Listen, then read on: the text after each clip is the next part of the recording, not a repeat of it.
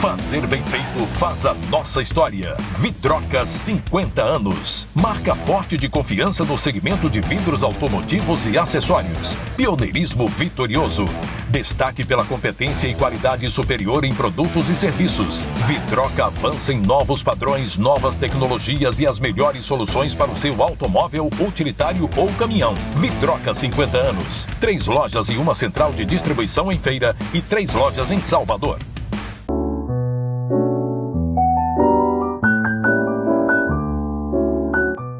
É isso aí, pessoal, muito bem-vindo de volta. Este é o programa Reflexões. O programa Reflexões vai ao ar toda quarta-feira, às 20 horas, canal 10.3 da sua TV. E tem reprise aos domingos, 10 horas da manhã, aqui na TV Quirimuri. Comigo no estúdio, Nestor Neto e Jorge Cruz, diretor do Arquivo Público do Estado da Bahia. Eu já volto com ele. Jorge, o Arquivo Público do Estado da Bahia tem destaque sine qua non. Como é que vocês fazem para conservar a memória histórica do Estado? Excelente pergunta, Maicon. O Arquivo do Estado da Bahia é o arquivo mais importante do Atlântico Sul. Puxa, eu não sabia. É o arquivo estadual mais importante. Ele só perde em nível de importância e de volume o Arquivo Nacional. Sim. Mas a nossa série colonial é uma série mais robusta do que o Arquivo Nacional. Temos um desafio gigante, porque Sim. conservar o legado ancestral de uma civilização, do Império Português, que isso que retrata a história que está lá salvaguardada no Arquivo Público, é um desafio que não é brincadeira. A gente precisa restaurar com a nossa equipe, a equipe técnica, um trabalho de restauração, que é um trabalho de obra de arte. Ao mesmo tempo, precisamos dar acesso à população. Você fala com relação aos documentos, né? Tem documentos que são antigos, exato, né? Documentos e outra, mas são documentos antigos, mas também que eles também salvaguardam direitos. Sim. É preciso dizer que em um determinado lapso temporal dessa gestão do governo do Estado, em 1890, o Arquivo Público foi o fiel depositário. É uma eternidade. O Arquivo Público ele foi o fiel depositário dos registros cartorários. Sim. Então, até hoje, nós lavramos as certidões de solicitação de cidadãos. Do ponto de vista da sua árvore genealógica, Sim. porque eles visam a dupla cidadania, para fins também de herança, de patrimônio, de terras. A Superintendência de Desenvolvimento Agrário também é um principal parceiro que nos demanda toda semana os certidões referentes a esses direitos. Sim. Então, o arquivo, para além de salvaguardar a memória institucional, é um espaço de garantia de direito. Sim. Então, Claro. essa gestão que nós estamos aqui gerenciando, nós queremos também mostrar para a sociedade, para os órgãos públicos do governo do Estado, que o Arquivo Público ele também é responsável pela fase corrente, que é a fase que o gestor público faz seus despachos, seus atos administrativos, a intermediária, que é a fase que é de garantia de direito, é documento previdenciário, documento que diz respeito a direitos do cidadão, Sim. E por fim é um arquivo permanente, que é o arquivo histórico. Eu sei que a população, quando olha o Arquivo Público, ela tem a imagem, a ideia que nós só salvaguardamos documentos que retratam a memória. Mas o Arquivo Público, a maior demanda de acesso é para documentos que retratam a garantia de direito. Sim. E o Arquivo Público também faz um trabalho fantástico dentro do governo do Estado, a qual eu me orgulho de participar da equipe da Fundação Pedro Calmon, onde eu saldo aqui nosso diretor-geral Vladimir Pinheiro, nosso colega Caruso Moncorvo e o nosso secretário de Cultura, que apostou nessa gestão, e nós estamos desbravando a estrutura do governo do Estado para orientar todos os gestores públicos na sua gestão de documental, para que isso crie uma economicidade na massa documental que existe em toda a estrutura do Estado. É o Arquivo Público hoje que minuta termos de referência, nota técnica e orienta toda a estrutura do governo do Estado a como gerenciar a sua massa documental, que lá está esculpido a relação do Estado e o cidadão e, por ventura, e por fim, o legado histórico da forma que o Estado tratou as políticas públicas, e está lá no Arquivo Público do Estado da Bahia, aberto a qualquer cidadão, em um espaço belíssimo, patrimônio do século XVI. Vale a pena. Eu tive a oportunidade de ver algumas fotos, mas nem sabia que era tão bonito o espaço lá. Mas eu quero fazer uma pergunta para vocês dois, queria que vocês respondessem brevemente, porque a gente não tem tanto tempo assim, mas assim, como vocês avaliam a participação dos negros e negras em diversos setores da camada da sociedade? Eu posso iniciar, como eu já falei no outro bloco, né? A questão da representatividade é importante, só que Sim. nós não podemos nos enganar que a representatividade pela representatividade, Ela não significa nada. se ela estiver desassociada às lutas sociais do povo, ela tem um grande impacto. Se ela estiver Sim, associada. Associada, Sim. porque essa pessoa, essa participação nas estruturas de poder desse negro, dessa negra, ela vai estar indubitavelmente ligada às lutas. Sim, claro. Então, quando há uma representatividade no espaço de poder, a ideia é que a gente consiga transformar a realidade. Vou botar meu tablet aqui porque eu estou ouvindo ele e ele aguçou aqui minha pequena capacidade. Vou esperar Nestor responder para fazer uma provocação. Com você, Nestor. Bem, eu acho que quando você ocupa um espaço, ele é fundamental para você trazer as características de quem está naquele espaço. Sim. E os negros sempre foram impedidos de acessar vários espaços do Brasil e do mundo. Pronto. Mais notadamente do Brasil, dado a demora da libertação. E uma libertação, diga-se de passagem, sem perspectiva, sem planejamento, porque o 14 de maio de 1888 não nos rendeu nada, porque o Estado deu a libertação, mas não deu terra, não deu gado, não deu insumos, não deu recursos. E a negrada foi para os lugares mais inóspitos do país, as favelas, os lugares de ribeirinhos, os lugares que efetivamente não tinha condições até insalubres de se morar. Quando chega a possibilidade de acessar os espaços de poder, eu vejo sob duas óticas. A primeira é a foto. Quem está ali é uma negra ou um negro. Sim. Mas o segundo é essa conectividade, a possibilidade Sim. da emancipação, não daquela pessoa só, mas de quem ele representa e como ele faz aquela representatividade. Sim.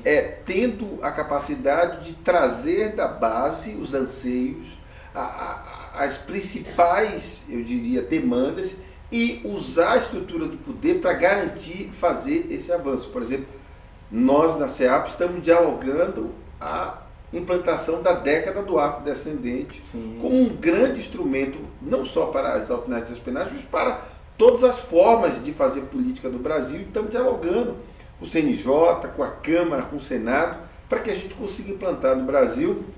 Já tem data, 8 de dezembro já lança no DF, essa perspectiva. Então, assim, a negrada chegando a partir de uma política pública, colocando no orçamento do governo federal, estadual e municipal, Sim. uma política orçamentária de investimento real nas comunidades periféricas, nas possibilidades de ascensão coletiva de mais negros qualificados na escola, mas com oportunidade para o mercado de trabalho, na perspectiva de ter um horizonte muito maior. Eu vejo que essa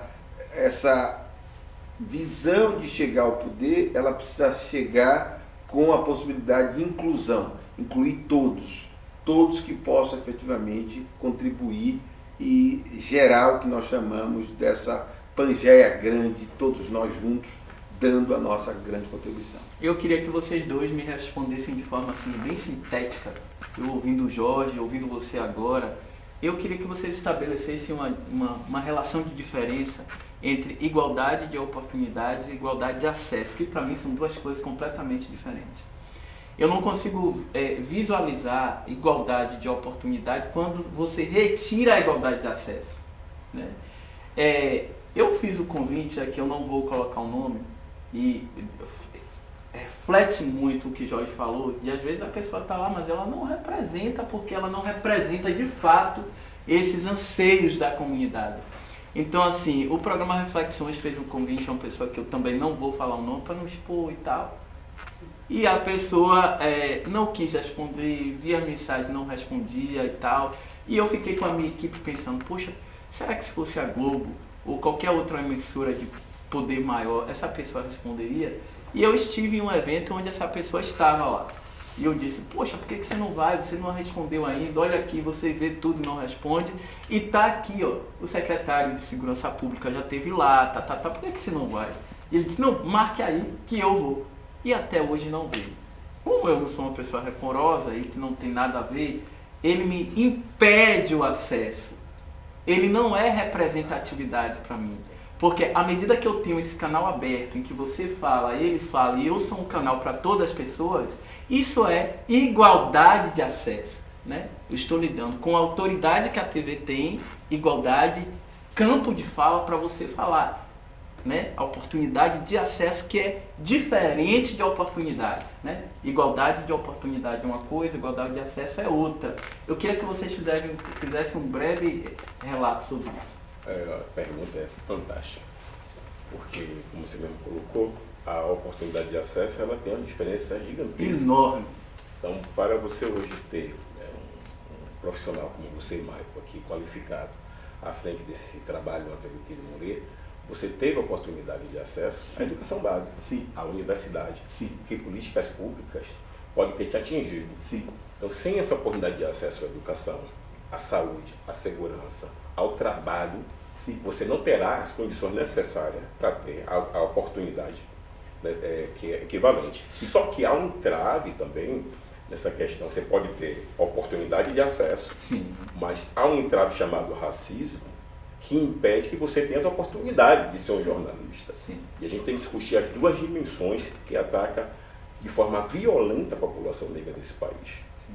Quando você tira de um jovem, de uma criança, a oportunidade de uma alimentação sadia para que ele possa crescer, estudar e ressignificar o conteúdo na sua escola, essa é a oportunidade de acesso que está na Constituição. Após disso, a gente vai ter que discutir as condicionantes que faz uns chegarem, outros não. E você Essa é a oportunidade. automaticamente você Exato. restringe a igualdade de oportunidade que essa criança poderá ter. Né? Exatamente. Então, a população negra ela sofre prejuízo das duas oportunidades, de acesso e da própria oportunidade em si. Brilhante pergunta.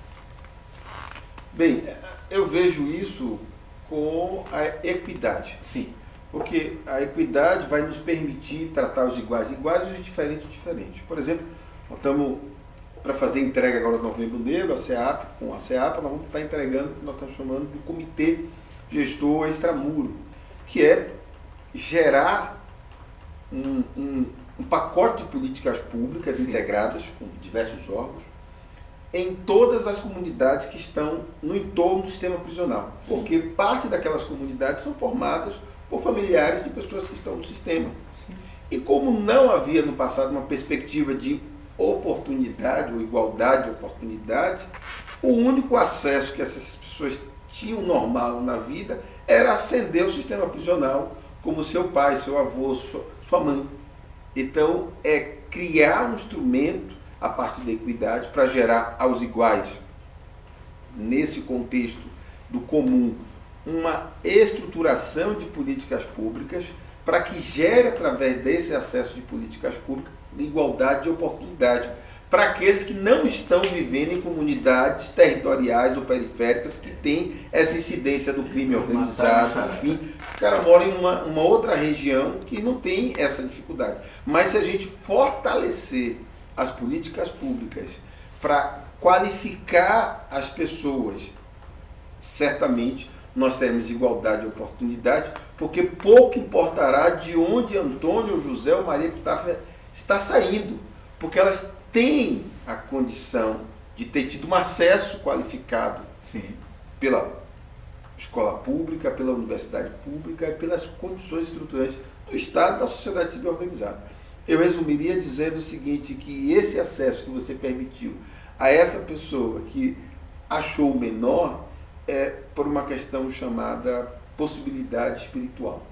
Sim. Porque as pessoas também têm que ter a visão espiritual dessa grande oportunidade de fazer o diálogo, mesmo que não haja, sobretudo, o que nós chamamos de disputa de cadeias. Sim.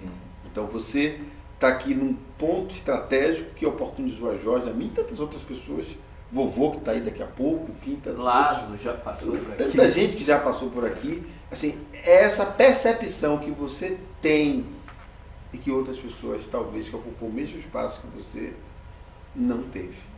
Então, quando você ressignificou a perspectiva de fazer a luta do movimento negro, você ressignificou a partir dos espaços que você tem acesso. Sim. E você teve esse acesso, e você abre o acesso. Sim. Isso é fazer política de enfrentamento da estrutura racista dentro dos meios de comunicação, mas com um olhar de sensibilidade, um olhar de ver também no outro a oportunidade de estar sentado e dialogando com muita altivez. Parabéns, professor Mário. E passaram a rasteira, mas é isso mesmo.